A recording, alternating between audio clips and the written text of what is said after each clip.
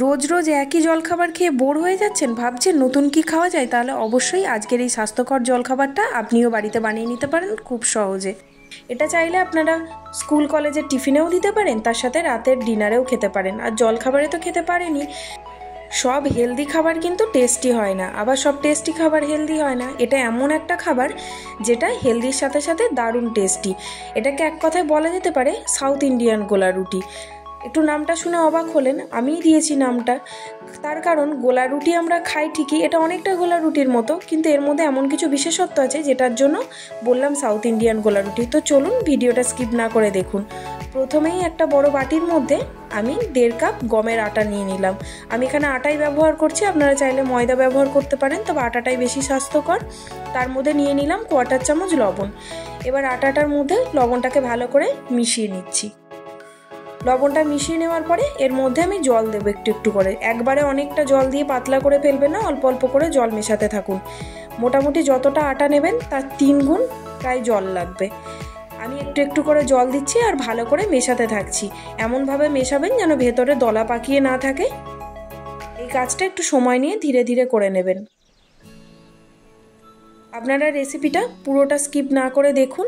যদি রেসিপিটি ভালো লেগে থাকে তাহলে অবশ্যই প্রত্যেক দিনের মতো লাইক, শেয়ার, কমেন্ট করতে একদম ভুলবেন না। আর আমার চ্যানেলে নতুন বন্ধু হয়ে থাকলে চ্যানেলটিকে অবশ্যই সাবস্ক্রাইব করে পাশে থাকবেন। আটাটা গুলে নিয়েছি ভালো করে, দেখতেই পেলেন ঘনত্বটা।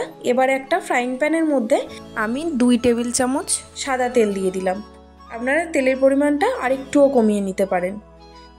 তেলটা গরম হয়ে গেছে, এর মধ্যে বড় চামচের 1 চামচ মটর ডাল দিয়ে দিলাম, আর 1 চামচের সামান্য একটু কম ছোলার ডাল দিয়ে দিলাম। ডাল দুটোকে একটু গোল্ডেন ব্রাউন করে ভেজে নেব। ডাল দুটো আমার আগে থেকে একটু ধুয়ে জল ঝরিয়ে শুকনো করা ছিল।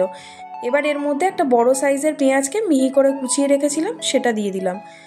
পেঁয়াজটা দিয়ে ডালের সাথে বেশ খানিকক্ষণ নাড়াচাড়া করে একটু নরম করে নেব। তারপর এর মধ্যে দিয়ে দিচ্ছি 1/2 চামচ কালো সর্ষে। সর্ষেটা দিয়ে আবারও 1/2 মিনিট মতো নাড়াচাড়া করে নিচ্ছি।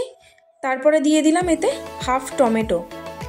একটা বড় সাইজের টমেটোকে অর্ধেকটা আমি কুচিয়ে দিয়ে দিয়েছিলাম। টমেটোটাকে একটু নরম করে নিচ্ছি। তারপরে দিয়ে দিলাম এতে পরিমাণ মতো লবণ। লবণটা কিন্তু খুব সামান্য দিলে হবে না, যাতে লবণটা মুখে লাগে রুটির মধ্যে, সেই রকম মানে যতটা লবণ দিলে স্বাদটা একদম ঠিকঠাক হয় ততটাই লবণ দিতে হবে। আর দিয়ে দিলাম 2 কুচানো কাঁচা লঙ্কা, আর তার সাথে একটু আদাকে এরকমভাবে ঘষে দিয়ে দিলাম। আদার পরিমাণটা এখানে একটু বেশি করেই দেবেন, মোটামুটি 1/2 চামচ কি 1/2 চামচের সামান্য একটু বেশি, তাহলে গন্ধটা খুব ভালো আসবে। আর এখানে দিয়ে দিচ্ছি কারি পাতা। আমি এখানে বেশ কয়েকটা কারি পাতা দিয়ে দিয়েছি। কারি পাতা আর সর্ষের গন্ধটাতে দারুণ কিন্তু খেতে লাগবে, এই জন্যই বললাম এটা সাউথ ইন্ডিয়ান খাবার। জানি না এটা সাউথ ইন্ডিয়ান খাবার কিনা, কিন্তু আমার এটা মনে হচ্ছে সাউথ ইন্ডিয়ান খাবারের মতো ফ্লেভার, সেই জন্য আমি এটা বলেছি। তো তরকাটা পুরো রেডি করে নিয়েছি। তরকাটা আটার গোলাটার মধ্যে দিয়ে দিলাম, আর দিয়ে দিলাম 1 মুঠো ধনেপাতা কুচি। সব কিছু দিয়ে খুব ভালো করে মিশিয়ে নিচ্ছি। দেখুন ঘনত্বটা কেমন হয়েছে, খুব বেশি কিন্তু ঘন হবে না, আবার একদম পাতলা জলের মতনও হবে না। এবার ফ্রাইং প্যানের মধ্যে আমি গোলাটাকে 1 হাতা করে দিচ্ছি, আর এরকম হাতার পিছন দিক দিয়ে ঘুরিয়ে ঘুরিয়ে রুটির মতো গোল করে দিচ্ছি। রুটিটা খেয়াল রাখবেন খুব বেশি মোটা আবার খুব বেশি পাতলাও হবে না, মিডিয়াম থিকনেসের একটা রুটি বানিয়ে নিলাম। এবার একটা পিঠ 1.5 থেকে 2 মিনিট করে রাখতে হবে। তারপরে উল্টে দিয়ে উল্টো পিঠটাও 1 থেকে 1.5 মিনিট সেঁকে নিলেই তৈরি হয়ে যাবে স্বাস্থ্যকর গোলা রুটিটি। আর এটা ভাজতে একদমই কোনো তেল লাগবে না, দেখলেন তো কত সহজে উঠে চলে এলো। এক এক করে প্রত্যেকটা রুটি আমি বানিয়ে নিয়েছি। এবার সার্ভ করে দেবো সসের সাথে। এটার সাথে কোনো তরকারির প্রয়োজন নেই, ধনেপাতার চাটনি, সস এগুলোর সাথে ভীষণ ভালো খেতে লাগে। আর দেখতেই পেলেন কতটা সফট, কতটা নিচেটা জালি জালি হয়েছে, আর তেমনই সুস্বাদু সুগন্ধে ভরপুর এই গোলা রুটি।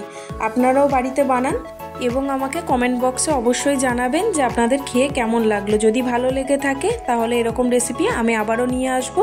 ততক্ষণ অবধি সবাই ভালো থাকবেন, সুস্থ থাকবেন, দেখা হবে নতুন রেসিপি নিয়ে।